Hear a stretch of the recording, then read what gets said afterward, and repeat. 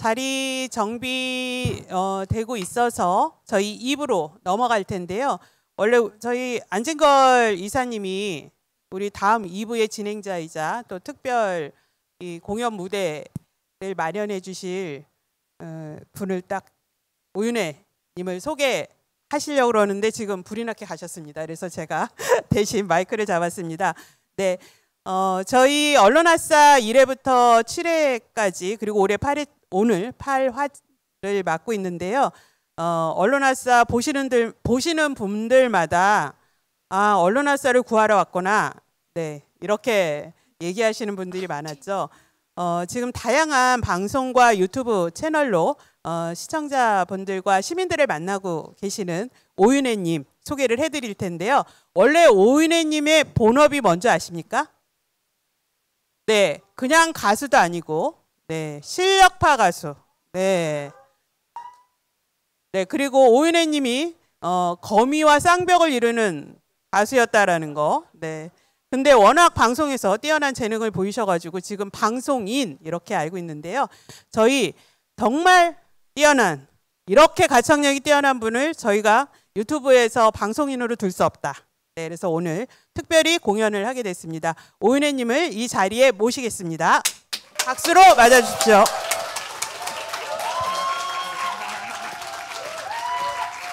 네, 안녕하십니까. 오윤혜입니다. 반갑습니다. 네. 네, 오늘은 가수 인증하는 것을 시작으로 시작해 보도록 하겠습니다. 나란 여자는 이것밖에 안 돼요. 미안해요. 그래, 나란 여자는 너밖에 정말 몰라. 바보처럼 웃고 싶어도 웃을 수 없어요. 잠도 못 자고 이러죠. 왜 내게 못된 사랑만 가르쳤니? 언제나 나쁜 건 빨리 배워요. 미치면 바보가 되나봐. 사랑에 미치면 아이가 되나봐. 가지마 가지는 마. 제발 날 떠나지마. 너 없이 난 못 살아요. 사랑에 다치면 이럴 수 있잖아.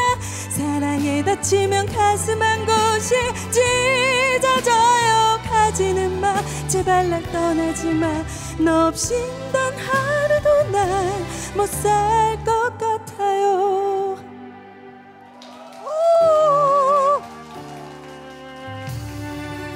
너란 남자는 사랑을 정말 몰라. 바보처럼 그래, 너란 남자는 사랑까지 쉽게 해. 너무 미워. 웃고 싶어도 웃을 수 없어요. 잠도 못 자고 이러죠. 왜 내게 못된 사랑만 가르쳤니? 언제나 나쁜 건 빨리 배워요. 바보가 되나봐. 사랑에 미치면 아이가 되나봐. 가지마 가지는 마. 제발 날 떠나지마. 너 없이 난 못 살아요. 사랑에 다치면 이럴 수 있잖아. 사랑에 다치면 가슴 한 곳이 찢어져요. 가지는 마. 제발 날 떠나지마. 너 없이 단 하루도 난 못 살 것 같아요. 새겨진 너 난 어떻게 지워야 할지. 이렇게 앓던 사랑도 이젠 그만둬야 하는 건가요?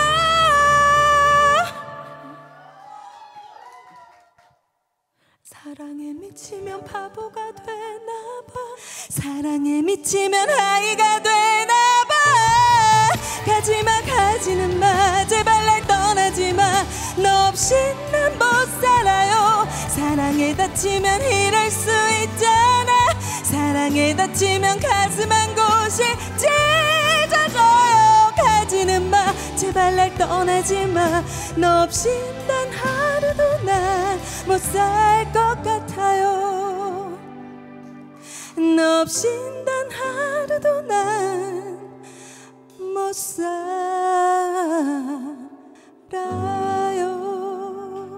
감사합니다. 네, 감사합니다. 네. 아유, 네. 아, 제가 노래를 안 한 지가 너무 오래돼가지고 제 성대도 너무 깜짝 놀라고 그리고 제가 어디 가서 제 노래를 잘 하지 않아요. 워낙 실력파 가수였기 때문에 쉽게 저의 과거를 건들고 싶지 않아가지고 안 하는데 오늘은 특별히 언론에 와서 공개 방송이잖아요. 여러분들을 처음 뵙는 자리여가지고 준비를 해봤고 오늘 이제 시즌 1을 마무리하는 특별한 시간입니다. 그래서 공개 방송을 준비해서 함께 하셨던 우리 KMTY 이 네 분과 함께 두 번째 시간을 꾸며보도록 하겠습니다. 네, 저희 후다닥. 네. 아, 앵콜이요? 아, 앵콜곡 준비되어 있을 겁니다. 근데 끝나야 들으실 수 있습니다. 네. 앵콜은 네 분께서 방송을 재미있게 뽑아주시면 그때 제가 갑니다. 정말 시즌 1에서 이 네 분들이 정말 공부머리는 주셨는데 재미를 한 방울도 주지 않으셔가지고 제가 정말 진행할 때 힘들었거든요. 그래서 여러분들까지 진지하시면 오늘 제가 더 힘들 예정이니까 여러분들은 조금 웃기더라도 크게 빵빵 터져주시기를 부탁드립니다. 네, 2부 출연자분들 앞으로 나오십시오. 네.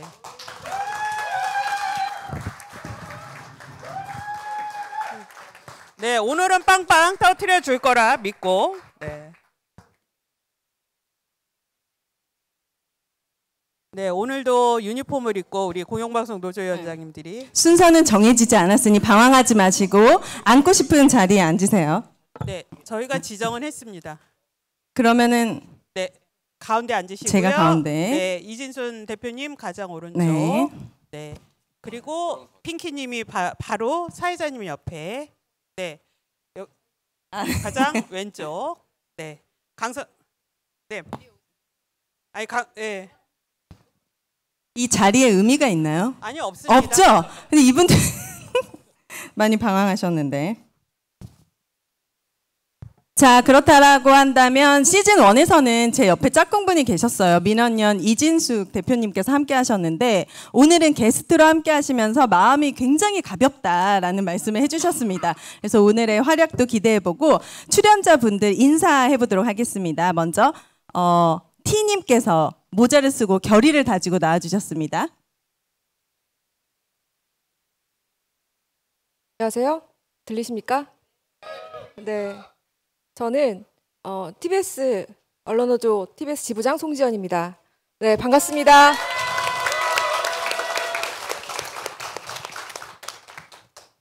그리고 K님 느낌이 오죠? 본인 차례라는 게. 네. 마이크는 위로 올려서 준비해 주시고요. 네. 네. 예, 반갑습니다. KBS 본부장 강성원입니다.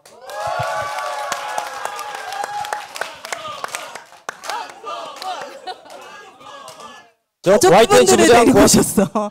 네, 네, Y님. 예, YTN 지부장 고한석입니다. M님. 네, MBC 본부장 이호찬입니다. 반갑습니다.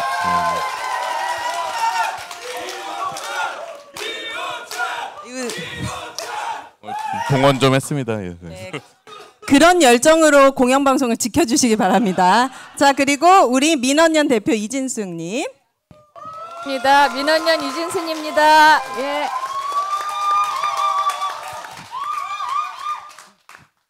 네, 좋습니다. 오늘의 주제는 시민이 묻고 큼티가 말하다. 큼티가 KMTY입니다. 재미는 없지만 외워주시기 바라고.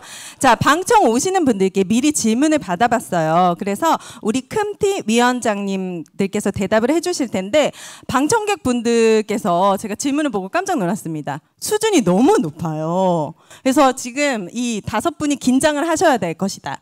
그리고 질문에 대한 답변은 길고 장황하게 하면 된다, 안 된다? K? 말씀드렸죠? 안 됩니다. 짧고 굵게 그리고 쉽게 재미까지 있으면 길어도 괜찮습니다. 그렇게 질문에 답해 주시는 시간으로 꾸며봤습니다. 자, 그렇다라고 한다면 첫 번째 시즌 1을 한번 돌아보는 시간을 갖도록 하겠습니다. 8월 2일에 저희가 첫 방송을 했었는데요. 실시간으로 들어오신 분들이 사실 유튜브 방송하면서 이렇게까지 실시간이 없었던 적은 처음이었거든요. 정말 깜짝 놀랐습니다. 가장 많이 들어왔을 때가 1,300명. 첫 방송 때. 그 다음부터는 이제 200분에서 300분 정도 아주 정말 감사하게도 끝까지 함께 해주셨는데 그 한 달 동안 어떤 이야기를 나눴는지 하이라이트를 잠깐 보고 오시겠습니다. 아주 뜻깊은 방송이 있다고 해가지고 제가 또 조금이라도 도움이 될 수 있을까 싶어서 달려왔습니다. 전 처음에 중국집 이름인 줄 알았거든요. 오늘 버틸 수 있는 어떤 자금이라든가 그런 것들이 있을 테지만 자금은 없는데. 근데 어떻게 본인 입에서 언론은 장악할 수도 없고 장악돼서도 안 된다 이런 이야기를 저렇게 뻔뻔하게 할 수 있나라는 생각이 들었어요. 그런 제2, 제3, 제4, 제5의 홍상수들이 각 공영방송에 다 있습니다. 그럼 이 양반은 좀 거의 종신형 정도 나와야 되는 거예요. 이 정도면. 맞습니다. 저희들은 존버 전문가. 오윤회 없었으면 어쩔 뻔했느냐. 네. 그 댓글은 팩트입니다. 아 부끄러운 세상. 아 이런 댓글이 있었고요. 더 놀리라고 했죠. 흔들지 않으면 되는 부분인데 조선일보도 붕괴에서 일어나셔서 우리 집회에 좀 참여하셔야겠네. 몰입도 높이기 위해서 음악을 깔잖아요. 네. 음악이 중립적이지 않다고 그랬어요. 음악도 약간 정치적 성향이 있나? 지금 현재 임금 반납. 그러니까요. 이게 무슨 일이에요? 그러니까 기술자라고 하는 거예요. 굉장한 테크니션입니다. 기술 점수 10점. 정확히 아셔야 되는 거는 이거는 분명히 이제 납부의 의무까지 사라지는 거는 아니다. 저는 여기 계신 위원장 분들이 각사의 사장을 목표로 어느 아주 세월에. 권력력이 있었으면 좋겠어요. 아니 아니다. TBS는 30%입니다. 저희는 노영방송이 아니라는 걸 증명하신 말씀이라서 말하자면 일베시 그냥 그 조롱 이런 것들만 할 줄 아는 거예요. 그 머릿속에. 이동관 씨가 탄 차가 이렇게 오더니 우리를 발견하고 네. 꽁무니를 빼는 거예요. 이동관 방통위가 어떻게 기자 준칙, 취재를 이런 걸 얘기할 수가 있어요? 뉴스 공장이 가짜 뉴스를 생산했으므로 네. 그 아예 검색 자체가 안 되게 컨텐츠를 다 없애버렸다. 네. 수만 명의 언론인들이 모여가지고 항의를 하면 이동관 하나쯤 물러날 수 있게 할 수 있지 않겠습니까? 언론인들은 들으라. 자, 들으셨죠? 자, 이제 한 50일쯤 되어 가는데 저희가 시즌 1을 하면서 많은 이야기를 했었던 것 같아요. 이제 각자 기억에 남는 이슈가 있었다라고 한다면 짧게 말씀해 주실 분 있으십니까? 이런다니까요. 방송이 지정을 하지 않으면 대답을 안 해. 자, 와인님. 네. 기억에 남는 거. 우리가 50일 동안 얘기했잖아요. 그 시즌을 8회, 7회 정도 하면서 기억에 가장 남는 거요? 기억에 남는 이슈. 별로 기억에 남는 게 크게는 없는데. 아, 네. 아 그게 아니고 네. 지난 7번 방송했잖아요. 그렇죠. 근데 그 7주 동안 너무 많은 일이 일어났어요. 네. 그래가지고 너무 정신이 없어서 뭘 하나 찝어서 말씀드려야 할지 잘 모르겠고 특히 YTN 같은 경우는 네. 오늘 경찰이 YTN 기자들에 대해서 압수수색 영장을 신청을 했어요. 그래서 그거 기자회견까지 하고 오고 했는데 이거 좀 얘기해도 되나요? 짧고 굵게. 짧게? 네. 네. 저희가 방송 사고를 했습니다. 뭐 어떤 종류의 방송 사고였냐면 방금 저기 한상혁 위원장이랑 나와서 한 게 증언이라는 프로는 아니고 코너였잖아요. 네. 증언은 이미 지나갔죠. 지금은 언론 아싸죠. 근데 지금 증언이라는 뒤에 앵커백이라고 하는 그 화면이 있는 거기 거예요. 화면에. 예, 있는 거예요. 네. 벌써 좀 지루해 하시는 것 같아요. 아니야. 계속 얘기해요. 네, 네. 근데 그 방송 사고가 어떤 거였냐면 앵커백에 이동관 씨 얼굴이 크게 나갑니다. 네.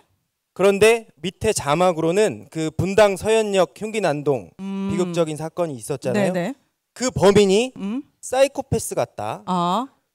라는 자막이 크게 깔려요. 그러니까 그 화면은 이동관 씨가 크게 나오고 그 밑에 사이코패스 어쩌고 저쩌고 있는 거예요. 네. 물론 저는 네. 개인적으로 네. 지금 개인적인 의견으로 네. 진실에 가까운 상황이었다라고 거기까지. 네. 라고 보지만 네. 어쨌든 간에 의도치 않은 방송 사고예요. 방송 사고죠. 생방송 도중에 벌어진. 네. 그런데 그걸 갖고 이동관 씨가 고소를 했고 네. 오늘 경찰이 압수수색 이게 고의성이 있다 그런 거죠. 휴대전화를 뒤져보겠다. 네. 만약에 휴대전화 이미 제출하라 그랬으면 했을 거예요. 근데 이미 제출하라고 요구도 안 하고 네. 보란 듯이 압수수색 영장을 신청했습니다.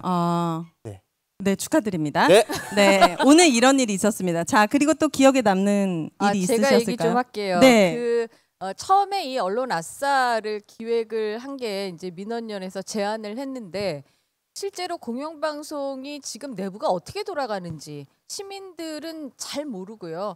그리고 시민들이 도대체 무슨 생각을 하는지 막상 노조에 계신 분들은 잘 모르시더라고요. 그래서 뭔가 소통할 수 있는 채널을 만들자라고 했는데 그래놓고 저희가 유튜브 방송 경험이 1도 없는 거예요.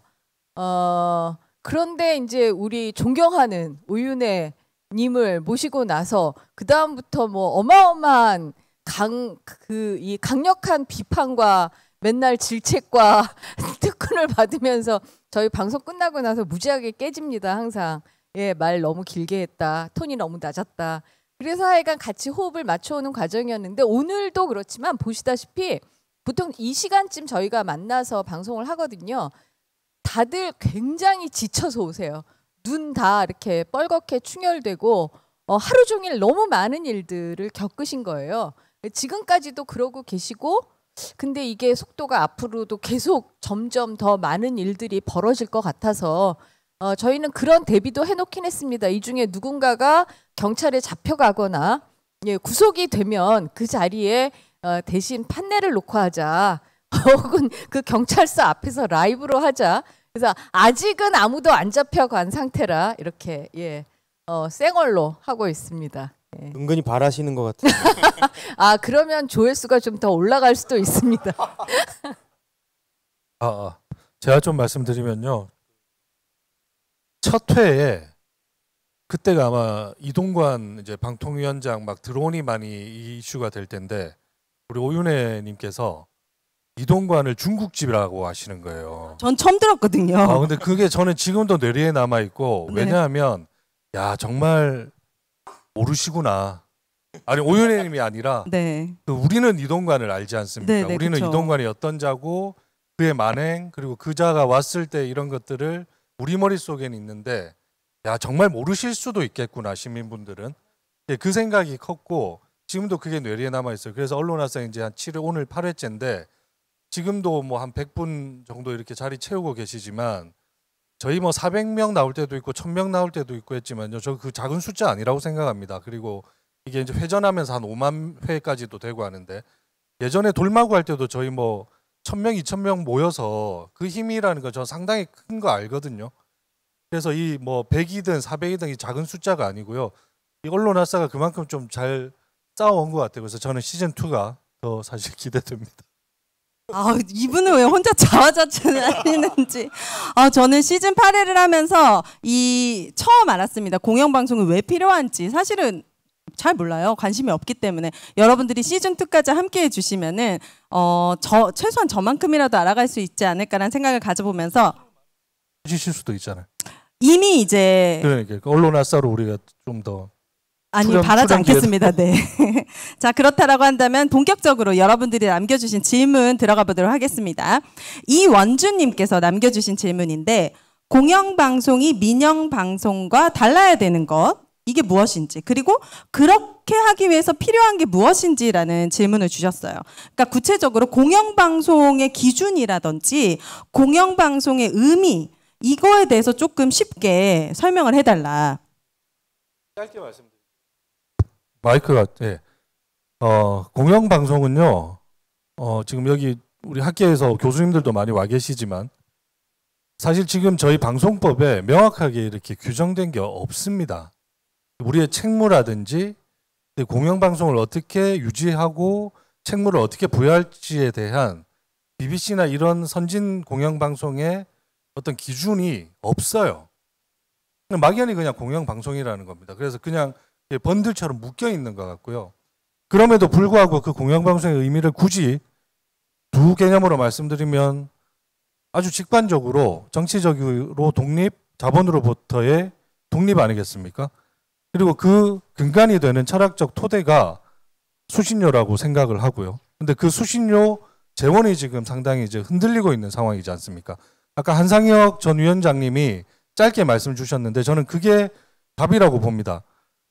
시대가 변하고 미디어 환경이 변해서 그 논의를 할 수 있는 겁니다. 사회에서. 그럼 사회적 합의를 찾아가야죠. 시간을 가지고 시민들이 만들어가는 공영방송의 담론이 돼야죠. 근데 지금은 너무나 무도하고 폭력적으로 밀어붙인다는 게 문제고요. 짧게 하신 거 맞죠? 자, 정치로부터의 독립, 자본으로부터의 독립된 것이 공영방송이다라고 했는데 그렇게 따지면 여기 계신 분들은 하나도 해당이 안 되는 것 같아요. 전혀 독립이 안 돼 있는 상태잖아요. 그 말이 아니라고요? 제가 이해를 못한 거. 그럼 좀 더 쉽고 직관적으로 설명해 주세요. 그러니까 제가 이제 2003년에 MBC에 기자로 입사를 했는데 한 2012년 MBC가 이제 망가지기 시작한 뭐 한 10년 김재철 사장 시절부터 이제 뭐 망가지기 시작했는데 그 전까지 기자로 일하면서 어떤 보도를 할 때 MBC와 관련된 사안이라든지 아니면 뭐 우리 국가의 어떤 위기라든지 뭐 광고주의 압박이라든지 이런 걸 단 한 번도 받아본 적이 없어요. 저는 그게 사실 공영방송의 존재 이유다라고 생각을 하는데 그게 이제 이명박 박근혜 정권에서 무너지다 보니까 이제 정권의 입맛에 맞는 인사들이 공영방송의 사장을 차지하고 그 밑에 이제 경영진, 보직부장들 다 갈아치우면서 아까 말씀드렸듯이 어떤 부장은 제가 시사매거진 2580 편집을 하는데 음악이 중립적이지 않다 이런 이야기들을 했었고 제가 이제 서울시 간첩단 사건을 2580에서 일하면서 이제 초반에 당사자들을 만나서 취재하고 이랬을 때 국정원이 인터뷰를 안 할 것이다. 그러니까 이거는 취재하면 안 된다. 왜 민변의 나팔수 역할을 하려고 하냐. 국정원이 취재를 안 하면 취재 안 하는 대로 사실 그걸 반영해서 하면 될 것이잖아요. 근데 애초에 딱 이것을 이건 민변의 조작이다. 이런 식으로 이제 몰아가면서 그 취재 자체를 사실 못했던 경험도 있고요. 그러니까 이게 공영방송이 제대로 된 공영방송이냐 아니냐에 따라서 우리 사회에서 정말 많은 큰 역할을 할 수 있느냐 아니면 또 다른 무기가 될 수 있느냐에 좀 차이가 있는 것 같아요. 예. 다 이해하셨죠? 네, 좋습니다. 자, 그렇다라고 한다면 두 번째 질문으로 넘어가 보도록 하겠습니다. 공영방송이 사실 정권에 의해서 많이 흔들리고 있는 것 같아요. 흔들리지 않으려면 어떻게 해야 되는지 권력에 취약한 공영방송의 이 구조적 결함을 해결할 수 있는 방법이 있다면 아이디어를 좀 내주시면 좋을 것 같은데. 근데 제가- 이게 네. 오, 이런 느낌 좋아요. 서로 말하려고. 네, 제가 한마디도 안 레이디 했기 퍼스트. 때문에. 네. 네. 제가 한마디도 안 했기 때문에 한번 네. 입을 열어보겠습니다.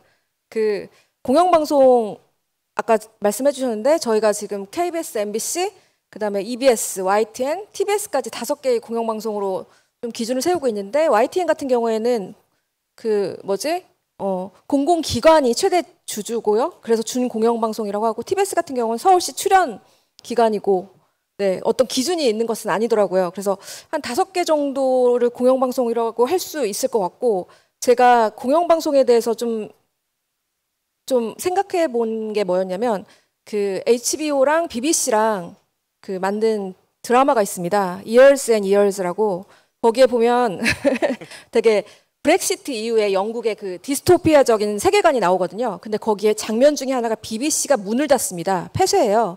그러면서 정부가 더 이상 BBC한테 돈을 지원하지 않아서 저희는 문을 닫습니다라는 얘기가 나오거든요. 그리고 그 이후에 그려지는 상황들은 어쨌든 극우 정치인들이 득세하고 또 되게 사회적 약자들이 좀 되게 취약하게 되는 그런 상황들이 벌어지거든요.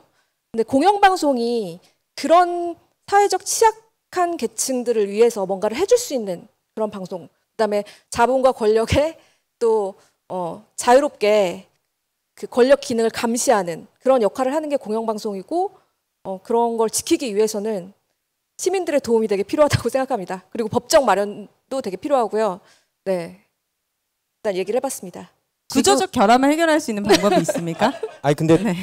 무슨 얘기를 하려고 하는데 계속 재미없을까봐 이렇게 아니 어차피 자기 검열을 하게 돼요. 아니 무슨 얘기를 해도 재미는 없을 거예요. 그러니까 자신감을 가지고 그냥 하세요. 네. 근데 저는 저 질문이 조금 잘못된 것 같아요. 일종의 가해자 중심주의라고나 할까요?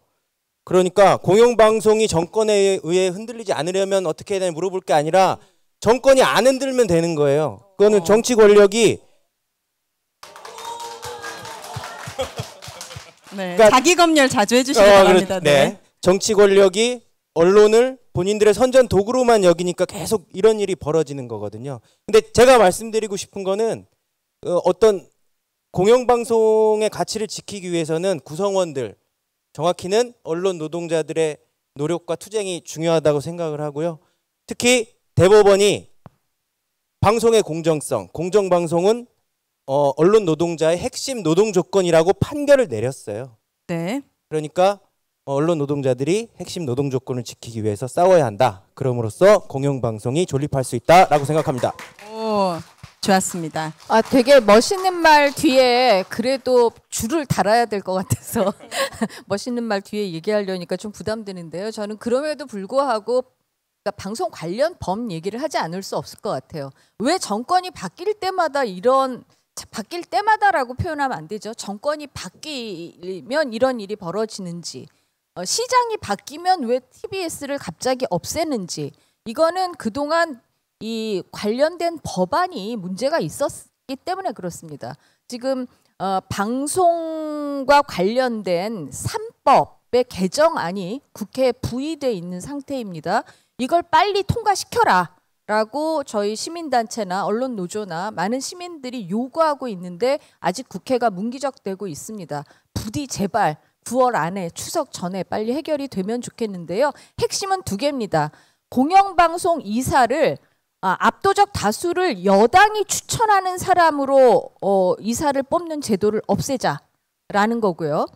그리고 사장을 뽑는 데 있어서 이 정당들의 추천에 의해서 구성된 이사회가 아니라 일반 시민들로 구성된 사장 후보 국민추천위원회를 100명 단위로 만들어서 거기서 이사 후보를 뽑게 하자.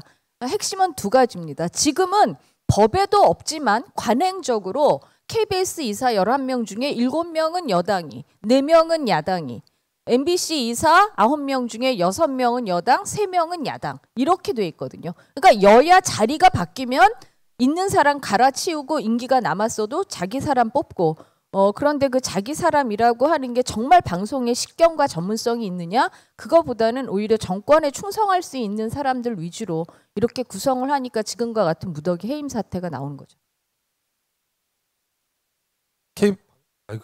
KBS 같은 경우가요. 잘 아시겠지만 저기 나와 있는 저희 네 방송사 중에는 지금 유일하게 이제 그 사장 교체기 국면에 지금 와 있습니다. 실제로 전임 사장이 이사회에 의해서 해임이 됐고요.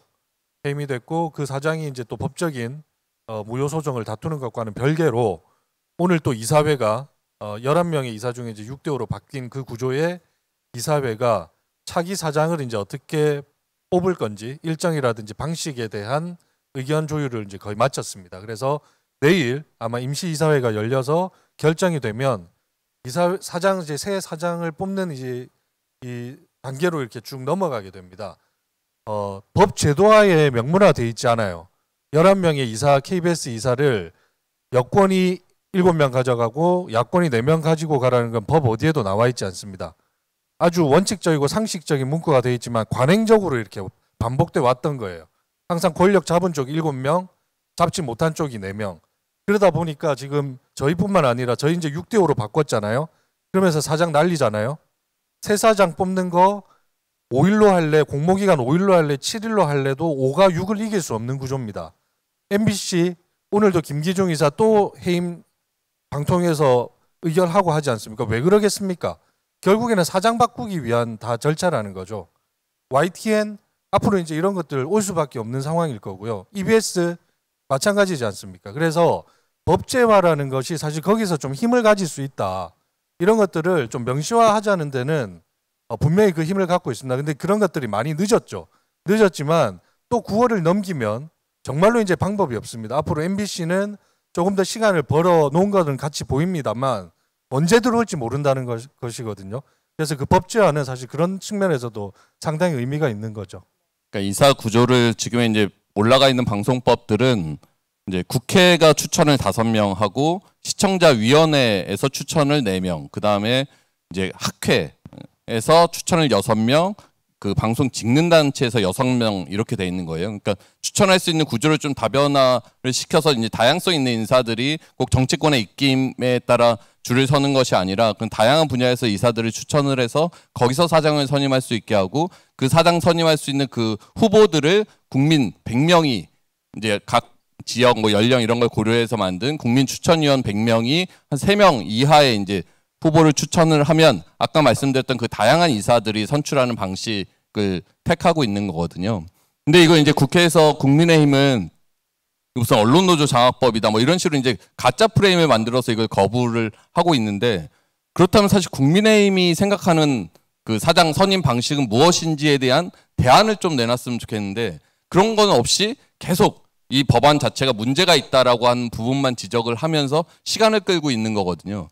공영방송의 구조 뭐 근본적으로 한번 다시 살펴보자 이러면서 결국에 이들이 원하는 건 지금의 6대3 구조, 여권이 우위를 차지하는 구조에서 후임 사장을 선임하기 위한 그런 획책들을 하고 있다라고 생각이 들어요. 그래서 저는 이 사장 선임 구조를 바꾸는 것 자체가 아주 급선무이고 여야가 정치적 어떤 공영방송의 정치적 독립을 보장하는 데 있어서 핵심적인 사안이다. 하루빨리 좀 통과시켜야 된다고 생각하는데, 아까 이제 한상혁 위원장님이 말씀하신 부분들, 그리고 이 이사 추천을 어떻게 더 다양하게 할 것인가는 늘 좀 고민할 수 있고 토론할 수 있는 영역이다라고 생각이 들어요. 그래서 이제 국정원, 제가 이제 방송에서도 여러 번 이야기했지만, 국정원이 이제 그 MB 정권 때 만들었던 시나리오, MBC 정상화 전략이라는 시나리오를 보면 거기에 이제 1단계가 간부진 쇄신, 그 다음에 프로그램 퇴출, 2단계가 노조 무력화, 3단계가 MBC 민영화였어요. 저는 이거를 막을 수 있는 제도적 장치를 만들면 공영방송의 독립이나 정치적 독립이 보장될 수 있다라고 생각이 들어요. 그래서 내부적으로는 사실 뭐 간부진 교체나 이런 것에 있어서 내부 구성원들이 동의하는 절차들을 갖고 있어요. 갖고 있고, 그다음에 노조가 단체 협약을 통해서 꼼꼼히 그런 것들을 정해놓고 있어요. 그런데 문제는 지금의 우리 노조법에서 이제 이런 단체 협약, 노조와의 약속을 이제 그 사장 경영진이 어겼을 때 이것을 단죄할 수 있는 수단이 아직 마땅치 않은 거예요. 그러니까 뭐 임금이나 이런 조건들은 노조와 합의를 어기면 처벌할 수 있지만, 이 끊으라고 하는 공영방송 관련 이런 조항들은 사측이 어겼을 때 이것을 강제할 수 있는 수단이 아직 마땅치 않다는 점에서 이런 부분도 좀 차후에 법제화가 좀 필요하지 않을까 하는 생각입니다. 예. 제가 네. 끊겠습니다. 네네네. 제가 언론 아싸를 하면서 기자들과 같이 방송을 하게 됐는데요. 좀 많이 힘들더라고요. 네. 이사 얘기, 이사장, 이사의 해임 얘기를 하면서 되게 구체적으로 들어가는데 시민들은 그거 알아듣지 못합니다. 안물안궁. 네. 진짜 그냥 그거는 이렇게 잘 몰라요. 직관적으로 얘기해 주길 바라는데, 그냥 시민들한테 쉽게 얘기를 하면 지금 K 이사장과 M 이사장이 둘 다 해임이 됐는데 MBC는 효력 정지되면서 돌아오게 됐죠. KBS는 아니게 됐죠. 그러면 그게 무슨 차이가 있냐? MBC는 프로그램을 계속 유지할 수 있다는 거예요. 사장 교체가 되지 않으면서.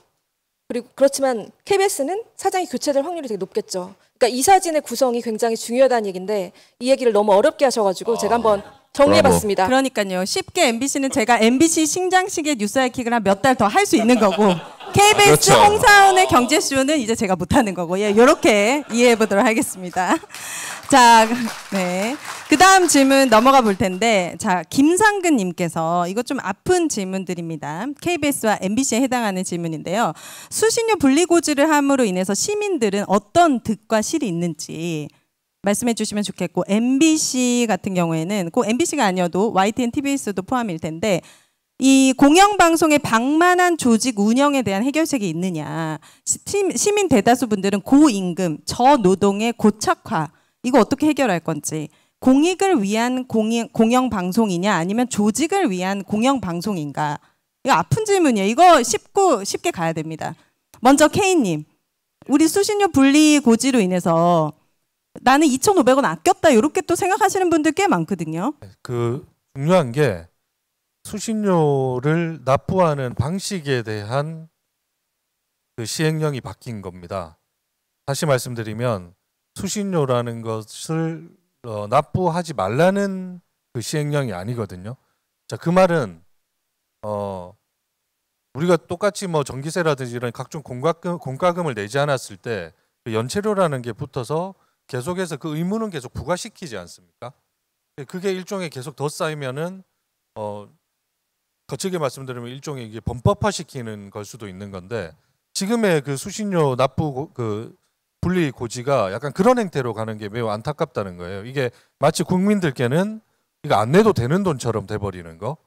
근데 그럼에도 불구하고 납부의 의무는 계속 살아 있다는 거죠. 그래서 이런 착각 속에서 행여나 이제 그 어쨌든 간에 분리 고지가 되면 여러 가지 편의적인 부분 때문이라도 납부율이 떨어질 수밖에 없을 거예요. 그건 이제 당연히 예측이 되는 부분인데, 그렇게 되면 저희 KBS 같은 경우에 지금 전체 예산의 한 절반 정도를 차지하는 그 수신료 수익 자체가 떨어진다는 거는 결국에는 뭔가를 덜어내야 된다는 겁니다.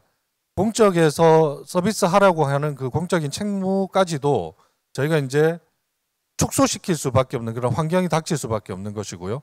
나아가서는 지금 국민의힘이나 정권에서는 공공연하게 ETV 분리까지도 얘기를 하잖아요. 그러면 그 말은 나중에 ETV는 또 민영화시키고 1TV 하나 남겨놓는데 그 1TV는 건전한 공영방송이냐, 재원이 아주 목이 마르고 그냥 재원줄이 조인 나라 말 정권에 항상 수긍할 수밖에 없는 있으나마나한 공영방송, 사실상 국영방송에 가까운 방송으로 전락할 수밖에 없는 구조로 간다는 거죠. 그렇게 되면 궁극적으로 누구의 피해겠습니까? 그게 아까 한상혁 위원장도 말씀하신 당장에는 저들의 피해 같죠. 저희 종사자들의 피해 같이 보일 수 있습니다. 근데 그 저희가 있는 그 공영방송이 쪼그라든다는 거는 결국에 여기 있는 모든 언론의 축소로 이어질 수밖에 없는 거고요. 그게 결국에 대한민국의 민주주의 후퇴로까지 갈 수밖에 없는 그 구조, 그렇게 이어질 수밖에 없다는 거죠. 그리고 이제 말씀해 주시죠. 두 번째 질문. 조직을 위한 공영방송이냐, 공익을 위한 공영방송인가? 제가 아까 대기실에서 봤는데 이호찬 본부장님이 그 부분에 대해서 준비를 많이 하셨습니다. 이 질문 좀 빼달라고. 제가 콕 아니야, 이 질문 사실 MBC와는 좀 관계가 없어요? 결이 좀 다른 부분이긴 한데. 그래도 해주세요. 예, 그러니까 MBC만의 사안을 좀 말씀드리면 이제 많은 국민들이 오해하실 수 있지만 MBC는 이제 그 소유 구조는 공영적이지만 재원의 마련은 철저히 민영이거든요. 그래서 정부로부터 단 한 푼의 돈도 지원받는 게 없어요. 다만 이제 지상파라는 어떤 공공의 전파를 이용해서 MBC가 방송을 하는 차원은 있지만 철저히 운영은 상법상 주식회사로서 민영의 형태로 운영이 되는 거기 때문에 MBC의 상황에서 어떤 방만한 경영이다 이런 것들은 시장에서 사실 자연스럽게 좀 걸러지는 부분들이 있다라고 생각을 해요.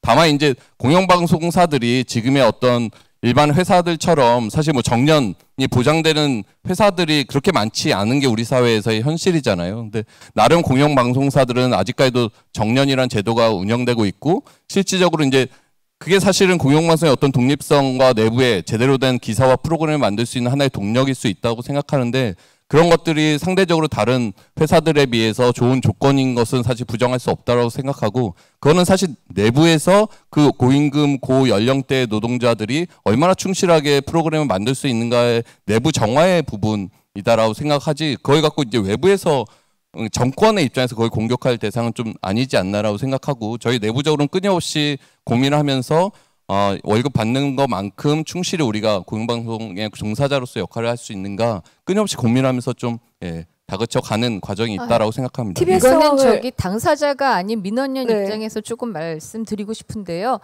제가 알기로는 뭐 KBS든 MBC든 간에 우리 방송사에 지금 정년을 앞둔 고연령층 종사자가 많은 건 사실입니다. 그게 왜 그러냐면 86 아시안게임 88 올림픽 때 방송 인력을 대거 뽑았어요.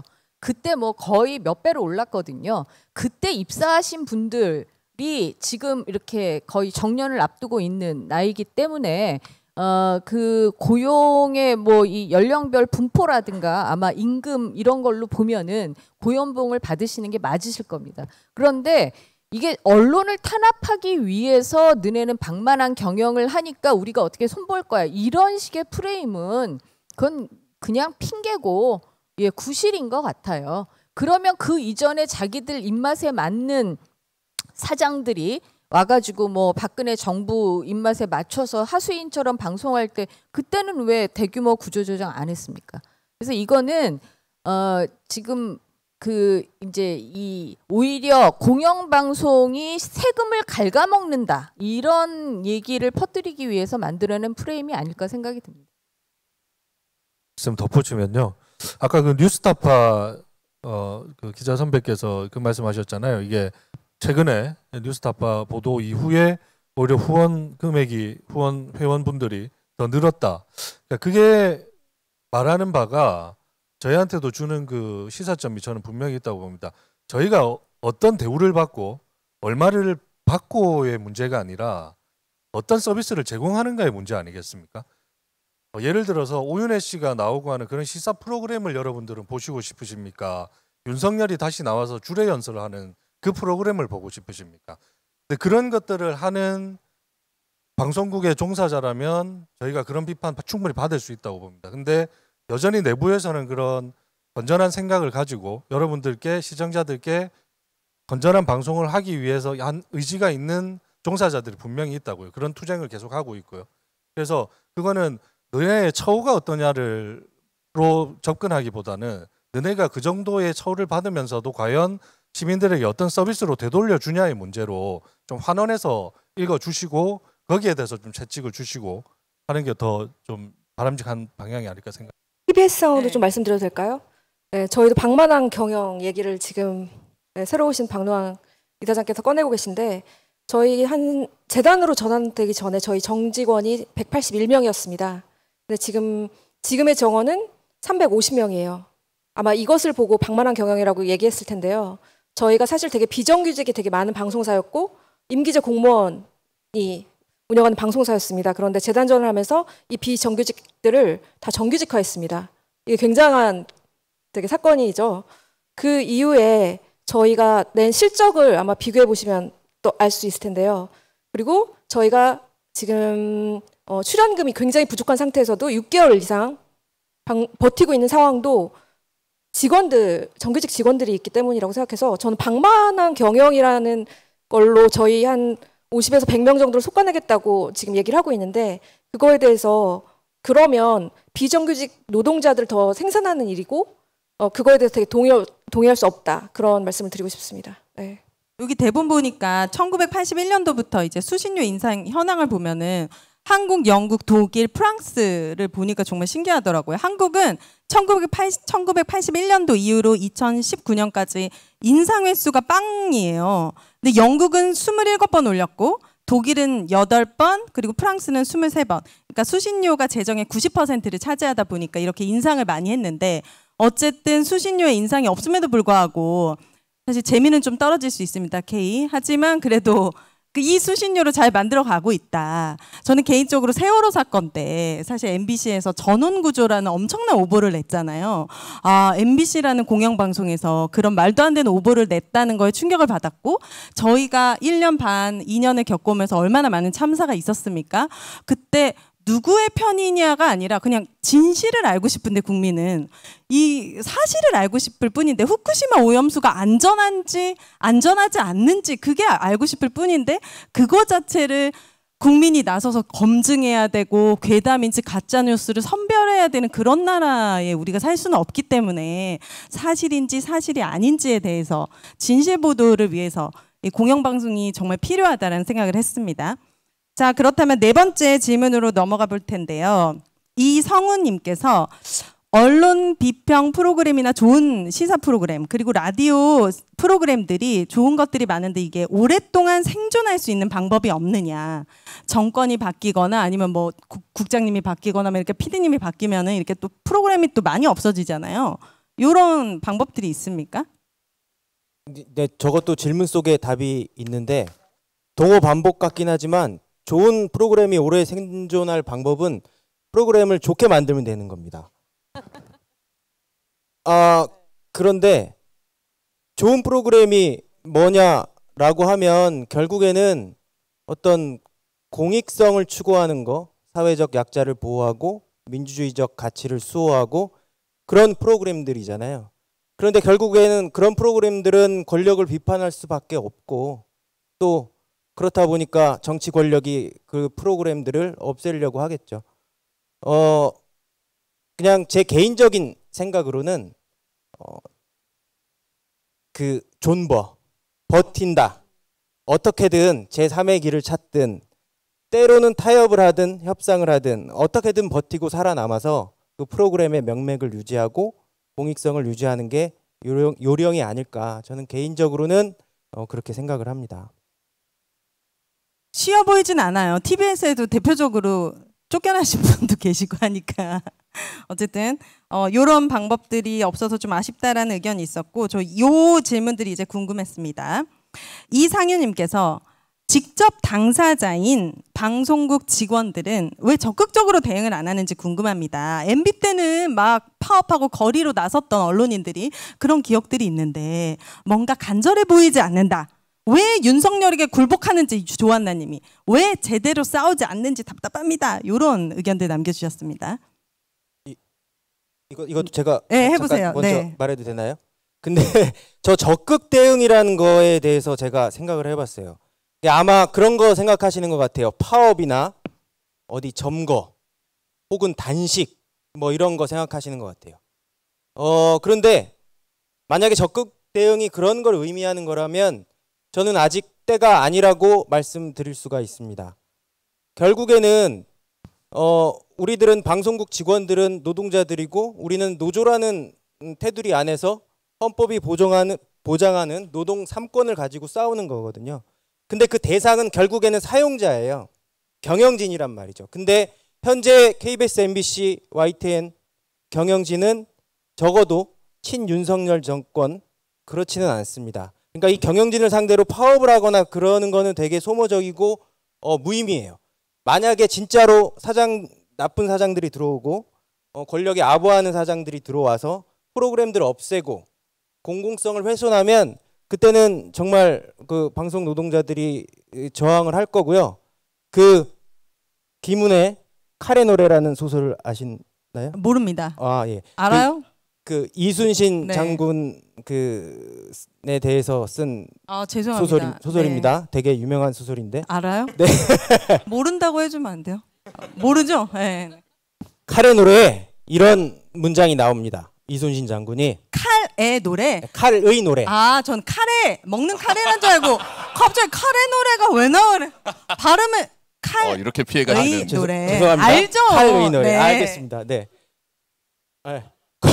해보세요. 거기에 어떤 문장이 나오냐면 오라 나의 바다로 한 줄기 일자진으로 적을 맞으리. 그러니까 아직 적들은 먼 바다에 있고 연기만 울리고 북만 치고 있고 아직 우리의 바다로 오지 않았습니다. 압수수색 지금 막 들어오고 있는 것 같은데 지금 막 털고 난리 났는데. 아니 아직까지는 아니에요. 아직까지는 기다린다. 멀리 있습니다.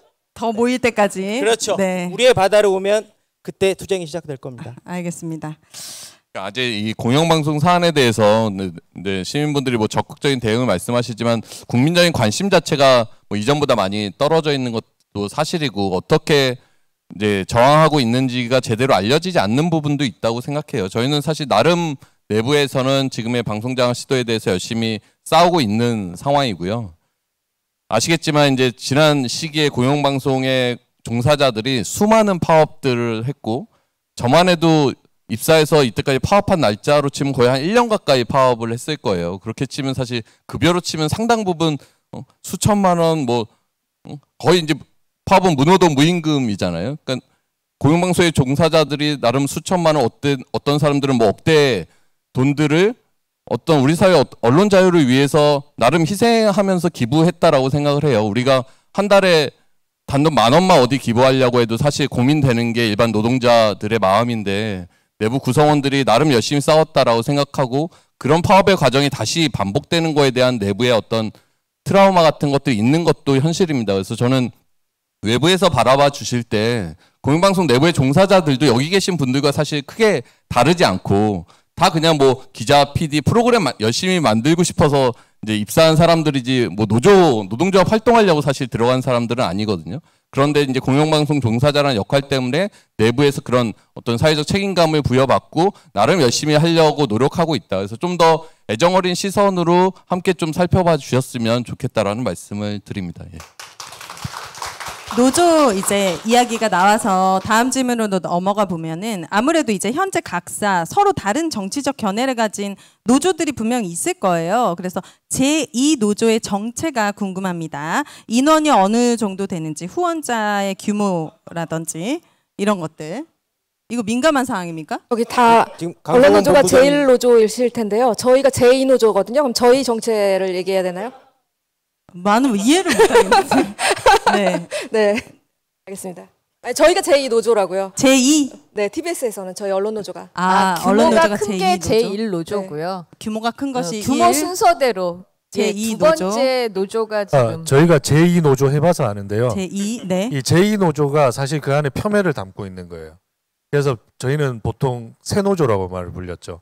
그래서 TBS 우리 송지현 지부장님이 계신 언론 노조도 저는 TBS의 새 노조로 좀 명명해 드리고 싶습니다. 그렇게 불러드리고 싶고. 1노조와 2노조는 사이가 안 좋은가요? 아, 조합원 숫자. 아, 조합원 숫자와 규모에 따라서.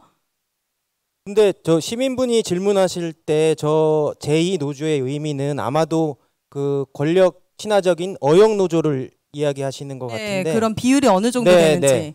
YTN도 그런 노조가 있고요. 그들의 정체는 저 역시도 무척 궁금합니다.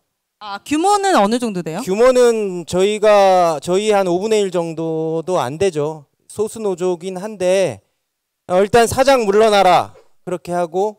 그런 분들의 특징이 목소리가 크고 행동력과 그렇죠. 결집력이 대단하잖아요. 맞습니다.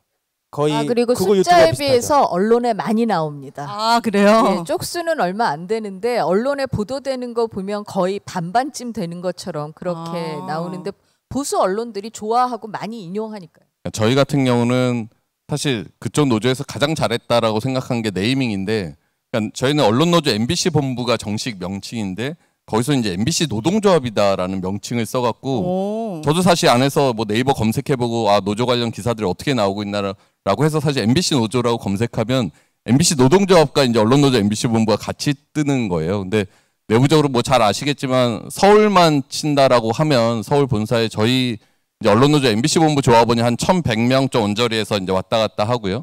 이제 우리가 제3노조라고 흔히 부르는 MBC 노동조합은 한 100명, 얼마 전 이제 100명 넘었다라고 해서 되게 이제 그 환호하고 이런 글들을 이제 내부에서 올리기도 했는데, 그러니까 사실 규모로 치면은 MBC 내부 구성원들이 절대 다수가 언론노조 조합원들이고 MBC 노동조합의 조합원들이 이제 적은 게 현실인데, 외부로 비춰질 때는 MBC 노동조합이라는 네이밍 때문에 내부에 상당히 뭔가 많은 이제 다수의 조합원이 있는 것처럼 좀 오해되는 측면들이 있죠. 가장 인구 구성적으로 봤을 때 다양성을 갖추고 있는 것 같습니다. 내부에. 좀 점잖게 말씀드리면 그런 거고요. 지금 현재 상황을 좀 말씀드리면 이제 KBS는 노동조합 구성으로 보면 지금 산별노조인 언론노조 KBS 본부가 일단은 그 절대 과반은 유지를 하고 있습니다. 전체 종사자의.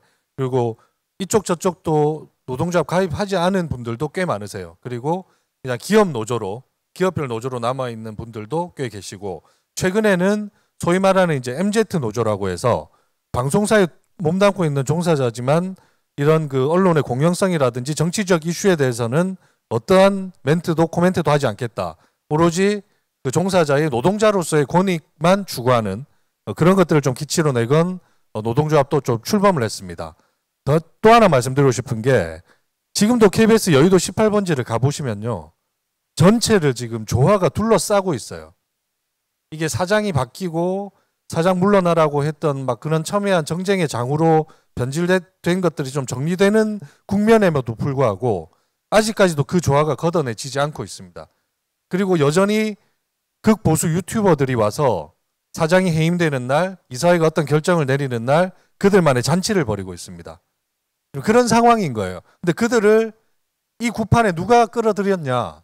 저는 그 주수를 저희가 아닌 그 내부에서 저희를 사실은 혐오하는, 그리고 어떻게 보면 여기에 와 계신 이런 건전한 생각을 갖고 있는 시민들을 혐오하는 그런 극보수의 세력들이라고 생각을 합니다.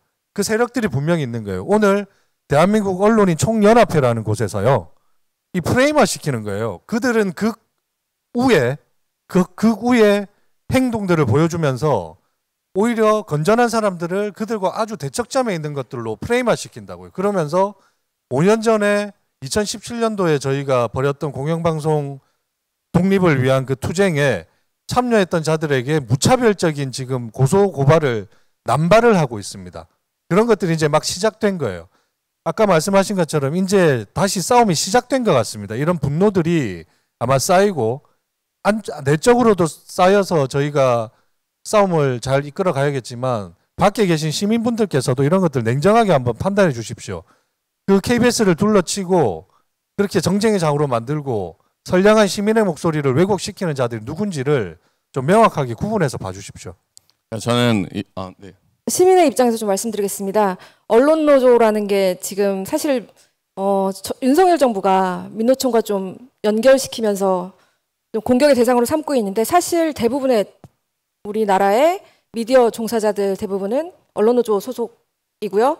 아마 144개 정도로 알고 있습니다. 가입한 그 방송사나 출판업 그리고 15,000명의 조합원이 있는 것으로 알고 있습니다. 어떻게 보면 저희는 좀 TBS는 적은 편이지만 되게 많은 기자들, 그다음에 방송 PD들 이런 분들 거의 언론 노조 출신이라고 보시면 됩니다. 근데 이들이 모두 뭐 노영 방송이다라고 하면서 프레임을 하고 있는 거는 명백하게 저는 이 프레임 싸움을 거는 거고, 예, 사람들이 생각하시기에 이게 되게 다수의 사람들이 여기 소속돼 있다는 걸 좀 알아주셨으면 합니다. 네. 그러니까 저희는 사실 내부적으로 뭐 지난 5년에 이제 MBC를 상황을 평가하면서 내부에 사실 돌아보고 반성하고 이런 지점들이 좀 있어요. 그러니까 외부에서 이제 지적받는 어떤 뭐 공정성의 문제나 이거는 사실 노동조합이 가장 앞장서서 우리의 보도를 감시하고 견제하는 역할들을 해오거든요. 그래서 사실 내부적으로는 뭐 외부의 지적이나 이런 것들에서 일견 수긍하는 면이 있고 우리도 고쳐가야 되는 지점이 있다고 생각하는데 이 지적을 뭐 제3노조나 국민의힘이 하고 있다라는 게 사실 저희가 받아들이기 어려운 부분이고 지금 말씀하신 그 노동조합의 상당수는 이명박근혜 정권의 때 당시에 MBC의 보도를 책임졌던 사람들, 보도본부장이었던 사람, 보도국장 이런 사람들이 사실 뭐 제3노동조합을 꾸리면서 공정성을 이야기하고 있는 거거든요. 그러니까 저는 이동관도 공정을 이야기하잖아요. 근데 이동관이고 제3노조 국민의힘이 이야기하는 공정은 이명박근혜 정권의 공영방송 보도가 옳았다라는 생각이거든요. 그건 사실 저희가 받아들이기 어려운 부분이죠. 다만 내부의 우리 공영방송사 내부의 종사자들이 공영방송의 어떤 사회적 약자 보호라는 이런 성격 때문에 나름 진보적인 색채들을 가지고 있는 것들이 있어요. 이런 것들이 특정 정치 세력에 유리하게 반영될 수 있다는 부분들은 내부에서 끊임없이 돌아보고 검토할 지점은 있지만 이것의 공정성을 국민의힘이나 제3노조나 여기서 지적할 부분은 저는 아니다라고 생각해요. 아, 네. 박수 나왔습니다. 자, 그렇다라고 한다면 강인성 님이 정확한 질문을 해주셨습니다. 그러면 어떻게 이 윤석열 정권의 폭주를 막을 수 있는 것인지 앞으로 언론에 대해 언론인들은 계획이라든지 이런 다음 플랜이 있는지 조금 짧고 쉽게 답변 부탁드립니다. 근데 어려운 거는 이렇게 꼭 Y부터 답변이라고 써 있는. 심지어 진행을 빠르게 하라고 해서 빨리 얘기해야 되는데 어쨌든 빨리 얘기해 보겠습니다. 제가 뭐 구체적인 저희 노동조합의 뭐 방법론 이런 것보다도 드리고 싶은 말씀은 이 윤석열 정권의 폭주가 어떻게 비단 언론 분야에서만 일어납니까? 우리 사회 곳곳이 다 멍들고 있잖아요.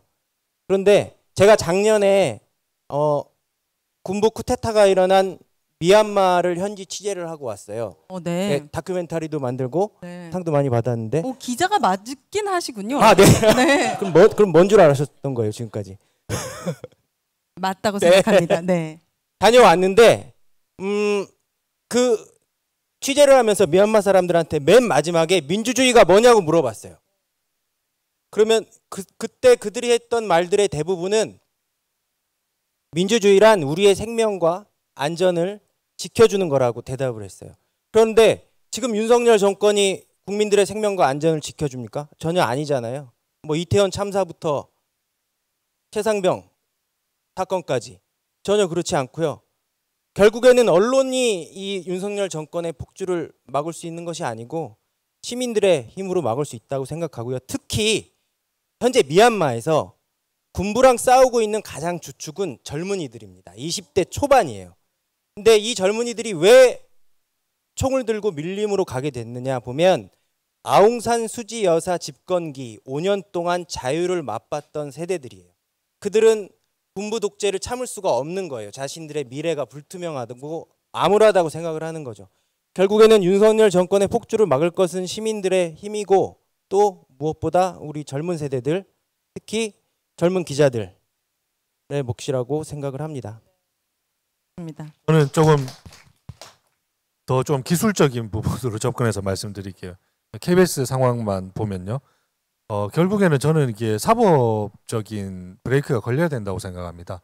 잘 아시다시피 MBC 같은 경우 이렇게 무자비한 그 이사들 해임시키고 하는 게 사법부에서 제동이 걸렸지 않습니까? 이거는 그냥 단순한 MBC 이사 한 명의 그 거치 문제가 아니라고 생각합니다. 이거는 지금 들어오는 언론 탄압에 대해 사법부가 제동 건 거라고 다 인식을 같이 하신다고 생각을 하고요. 그래서 수신료 문제도요. 사실 저희가 그 헌법 소원을 지금 제기를 한 상태거든요. 아마 새로운 사장이 오면 이거 아주 열심히 할까요? 윤석열 정권의 뜻에 반하는 건데 드롭시킬 가능성도 있는 겁니다. 그래서 저희가 또 플랜 B로도 또 준비를 하고 있습니다. 그래서 김호준 뉴스공장 갔다 오면은 5,000장씩 막 늘어요. 탄원서가. 그래서 우리 언론화사도 우리 시청하시는 분들께서 조금 더 적극적으로 해서 탄원서 같은 것들 작은 힘들이 사실 이 물결 바꿀 수 있다고 저는 생각하거든요. 많은 분들이 보려면 어떻게 해야 된다 그랬죠? 네, 재밌게 해야겠죠. 이분들이 고문당하시는 게 아니잖아요. 네. 재밌게, 유익하게, 강하게, 간절하게 네, 부탁드립니다. 간절하게 부탁드리겠습니다. 네, 부탁드립니다. 네. 자, TBS도 어떤 대응이 있을까요? TBS는 사실 제일 먼저 이런 폭격을 맞은 상태고 1년 동안 지속됐기 때문에 사실 저희 구성원들의 지금 마음은 뭐라고 할까요? 더 이상 뭘 어떻게 해야 될까라는 고민을 하고 있습니다. 저는 윤석열 정부에게 좀 얘기를 하고 싶은데 사실 수신료를 폐지한다거나 아니면 뭐 공정성이 어떻다, 뭐 편향적이다 아니면은 보수 정권이 들어서면 민영으로 바꾼다라는 거는 꼭 우리나라만의 얘기는 아니더라고요. BBC 같은 경우에도 충분히 그런 압박을 겪고 있는데 우리와 그들의 다른 점은 그들은 수신료를 분리징수를 한다는 거를 만약에 한다고 하면 그거에 대한 그 공청회라든지 아니면은 그런 걸 되게 오랜 기간 동안 숙고한 다음에 그러니까 행동을 한다면 이번 윤석열 정부는 정말 열흘 만에 시행령으로 밀어붙였잖아요. 급작스럽게 이런 걸 변경을 한다는 것 자체는 저희 방송국 구성원들도 되게 힘든 일이지만 이거를 제대로 대응 못해서 좋은 콘텐츠를 만들지 못한 시민들한테 결국 피해가 가는 거라고 생각을 합니다. 그리고 수신료 같은 경우에는 제가 KBS를 대신해서 말씀드리지만 2,500원이고 월 단 한 번도 올리지 않은 것으로 알고 있습니다. 근데 BBC 같은 경우에는 27만 원이더라고요. 네, 수신료의 가치를 그만큼 지키고 있다고 생각하시고 그게 만약에 없어질 때 어떤 일이 벌어질지를 좀 생각해 주셨으면 그런 생각이 들고요. 저희 TBS는 오세훈 서울시장을 상대로 해서 지금까지 손을 놓고 있었거든요. TBS에 대해서. 그리고 시의회 쪽에 계속 시의회 쪽에서 움직이게 하도록 뒷짐을 지고 있는 상황이었는데 저는 오세훈 서울시장이 이 일을 책임지고 해결을 하라. 그렇지 않으면 가만두지 않겠다. 다음 대권에 어려울 거다. 왜냐하면 대권 나와요?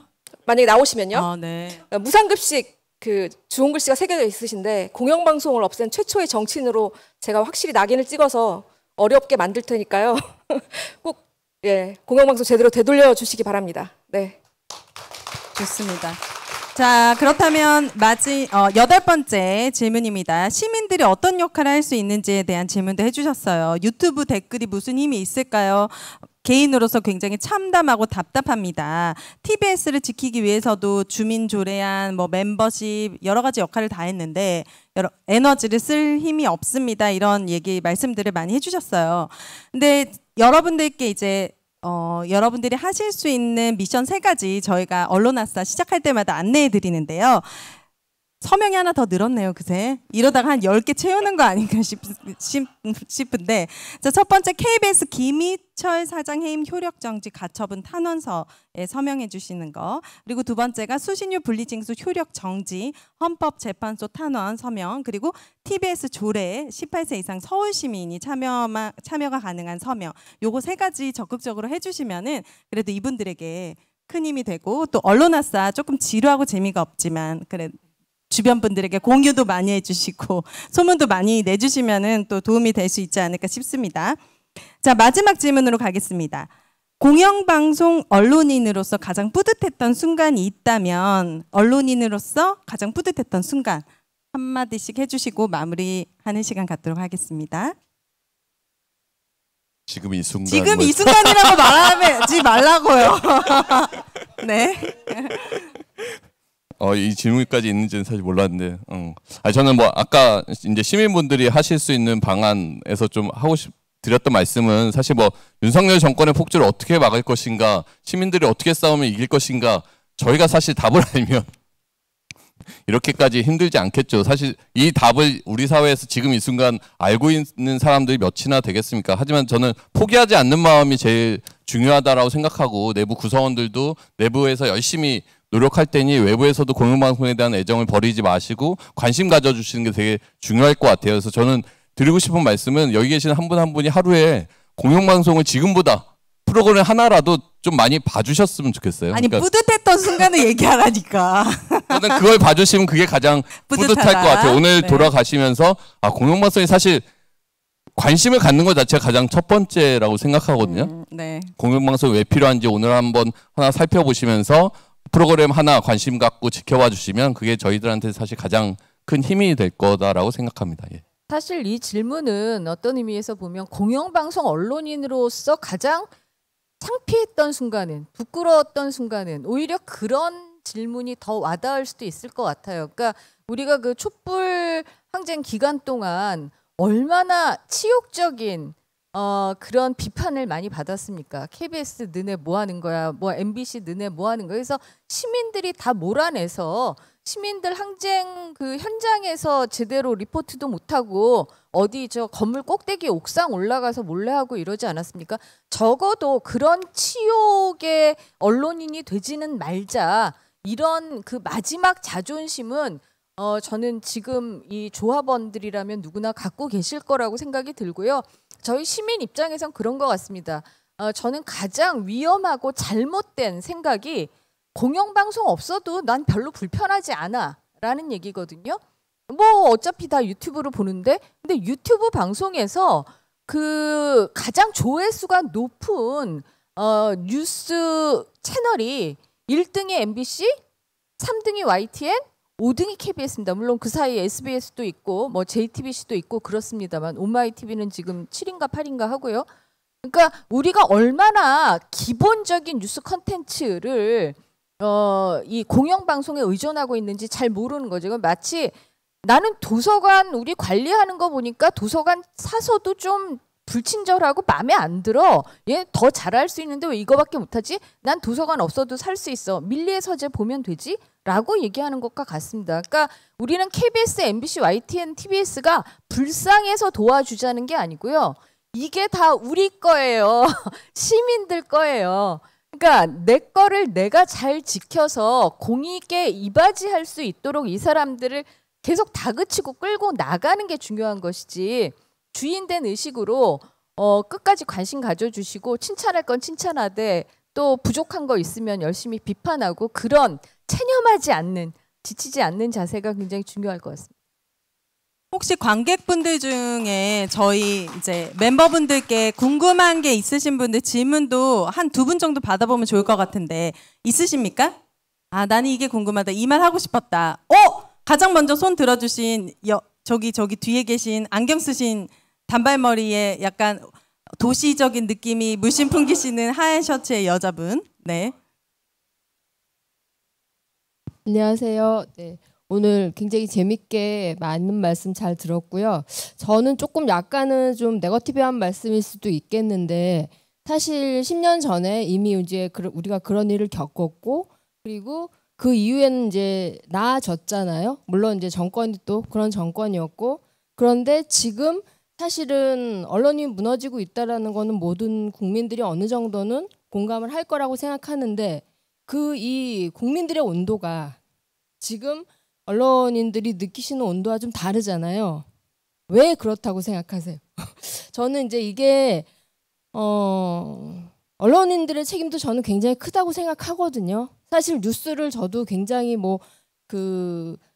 MBC 뉴스, 각종 뉴스 다 보고, 예, 그리고 뉴스타파나 이제 그 뉴스공장도 보고 다 보는데, 보면 이게 온도차가 너무 많아요, 진짜.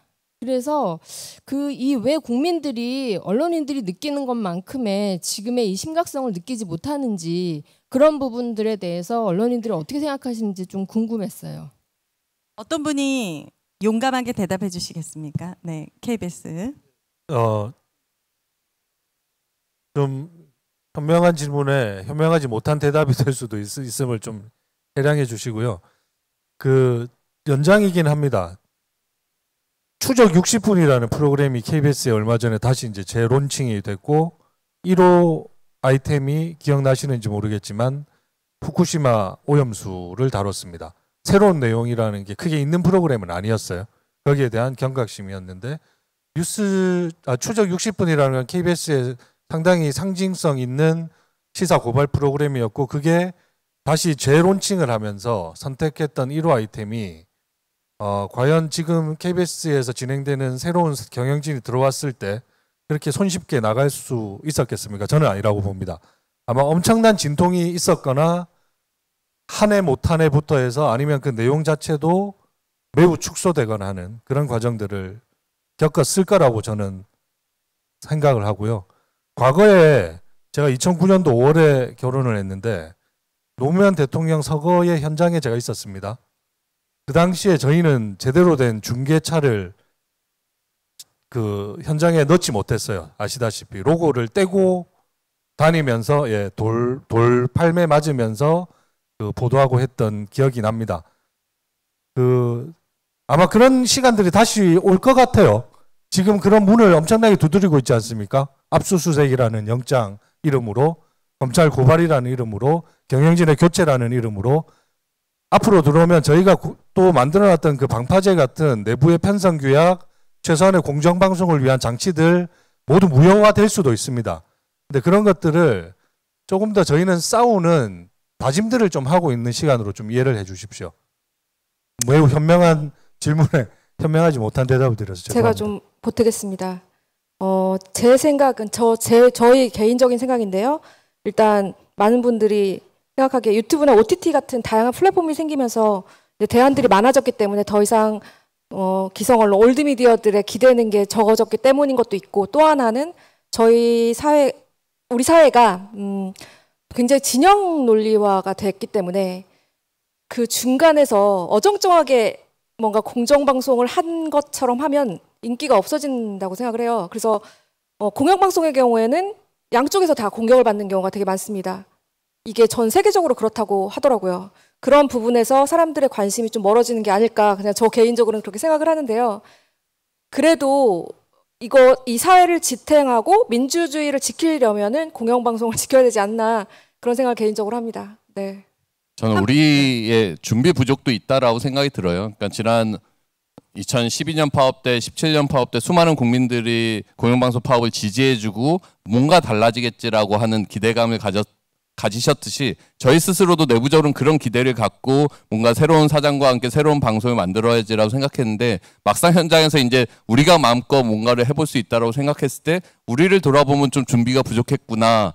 과연 그러면 제대로 된 공영방송은 뭐고, 제대로 된 공정한 뉴스는 무엇이고, 이런 것들이 막상 올라가서 만들려고 하다 보니 각자의 생각들이 참 많이 다르구나라는 걸 현장에서 좀 많이 느꼈어요. 그래서 MBC만 치면 그런 것들이 이제 몇 년의 과정을 거치면서 어느 정도 이제 하나로 모아지고 다시 이제 발전할 수 있는 어느 단계까지 왔다라고 하는 순간 다시 이제 공격이 들어오는 거거든요. 그러니까 늘 뭔가 내가 준비가 이 정도 됐으면 됐겠다라고 싶을 때 인사이동 나는 거 비슷하게 시간이 그렇게 기다려주지 않는 것 같아요. 그래서 저는 말씀하신 부분들이 이제 MBC 그 공영방송에 대한 기대 이런 것들 많이 품고 계시다고 생각하는데, 이런 과정들이 저는 하나하나 쌓여서 저희가 다시 내부적으로 공영방송을 제대로 만들 시간이 될 때 많은 자양분이 되고 그런 것들 좀 바꿔갈 수 있도록 노력을 해야 된다라고 생각합니다. 예.